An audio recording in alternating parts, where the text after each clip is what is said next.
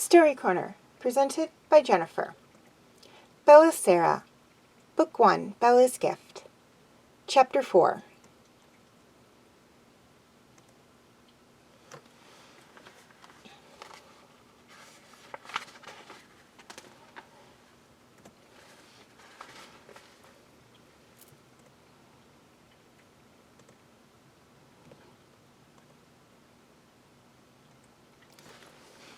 Jillian woke the next day at sunrise. It was a new day, and she had to make a new plan. She wouldn't rest until the otter and the other magical creatures were free, and that meant she had to find a way to summon Bella. As Jillian gazed out of her tiny window, the fog-shrouded landscape seemed almost beautiful. She felt a sense of power and purpose, as if a light had gone on inside her and nothing could put it out.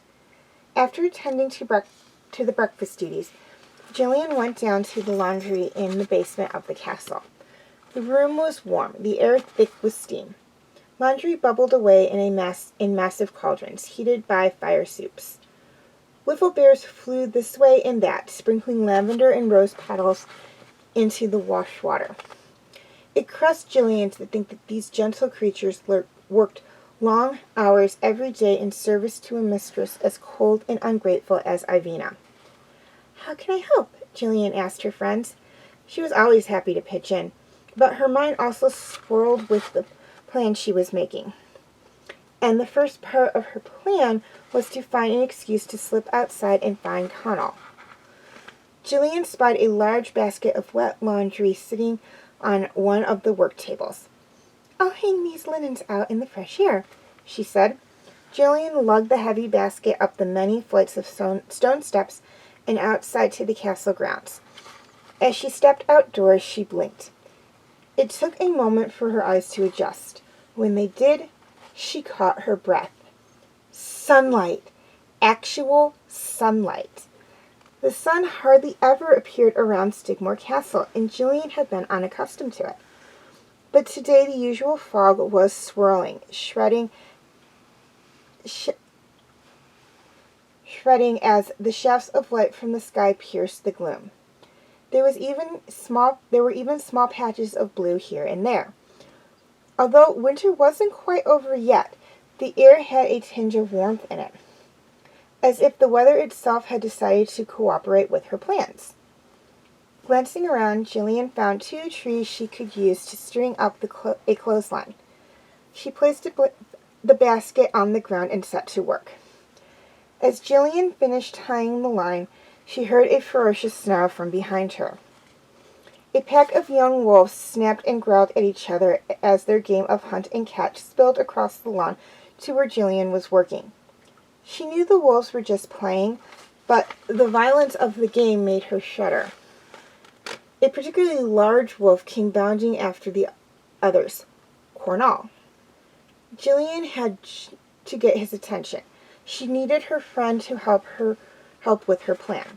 The pack began to move past Jillian as Cornell closed in on them. "Psst, Pussyfoot," Jillian whispered from behind a wet sheet. "Over here." Cornell's ears twitched, and he had his head whipped around. He froze mid-stride, breaking off his chase. After looking around cautiously, he approached Jillian. She felt his hesitation. "Sorry to interrupt your game," Jillian said, "but I need your help. I've got to see the otter again. It's the only way to help the magical creatures. That means I have to get the key from Malfoy. I was thinking, since you're a wolf, it would be easier for you to..." Connell gave Jillian a look that stopped her mid-sentence. "I know it's not easy for you, Pussyfoot," Jillian said. Her heart ached for him, torn between his tribe and his own kind heart. "I know you're one of them, but you're different, too." The breeze shifted. Jillian looked up and saw Malfoy across the grounds. On a day like this, he was likely to come to round up the young wolves for a hunt in the woods. Cornell had also noticed him. Giving Jillian one last glance, he turned and ran to catch up with the pack. Jillian's heart sank. She knew Cornell had to do what the other wolves expected of him, Going against them would be too difficult. Still, she was hurt. Jillian used to think he would be on her side forever. Now she wasn't so sure. She took a deep breath. She was going to have to find a way to get the key from Murphy herself. Murphy was too strong for Jillian to confront directly. She would never win in a battle against him. The only way she would get the key was if she could find a way to sneak up on him. Maybe I can steal the key while he sleeps tonight, thought Jillian. She shook her head impatiently. No, that's impossible. Everyone knows he sleeps lightly and wakes at even the smallest noises. Unless, suddenly, Jillian knew exactly what to do.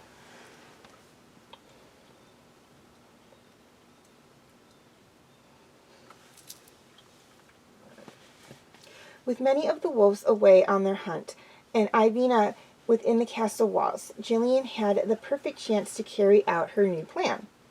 First, she had to sneak into the castle herbarium. Unless she was given orders to fetch something for Ivina, Jillian was strictly forbidden from going to the herbarium. She would have to be very careful.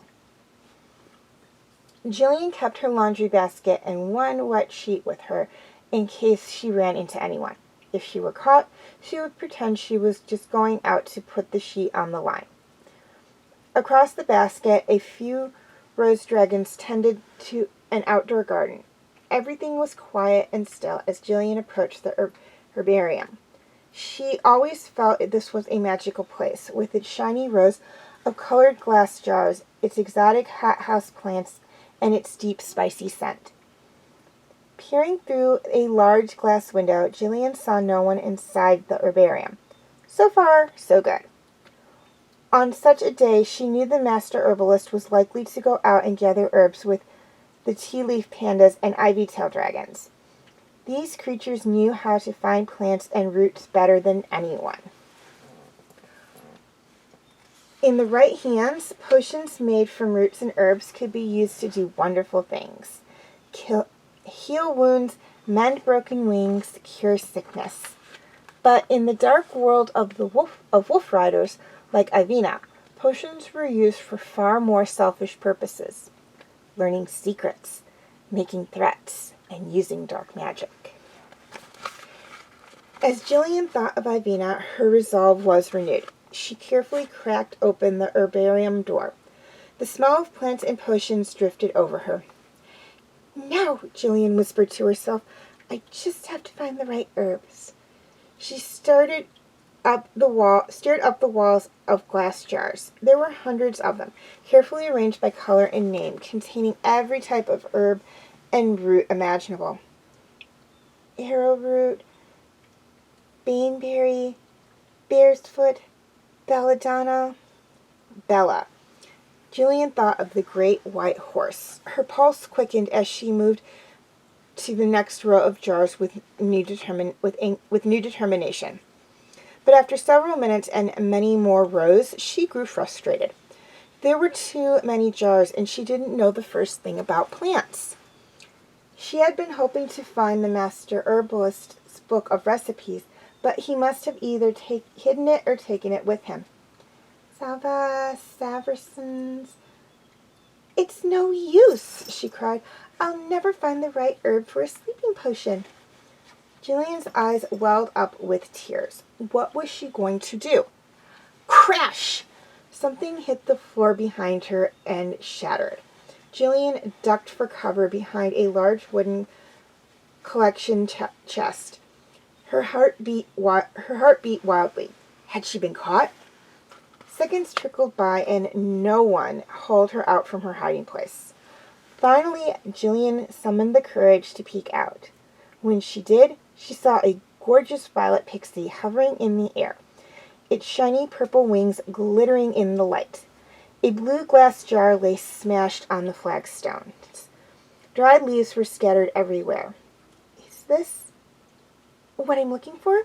Jillian stammered. The violet pixie swooped down and circled the broken glass jar, then flew off through the open door. "Thank you," Jillian whispered. Maybe she wasn't alone after all. Jillian plucked the herbs from the floor and then carefully swept up the broken glass. She couldn't risk the master herbalist finding it and becoming suspicious. Jillian tucked both glass and herbs into the laundry basket and draped the wet sheet over the top. Her plan was underway.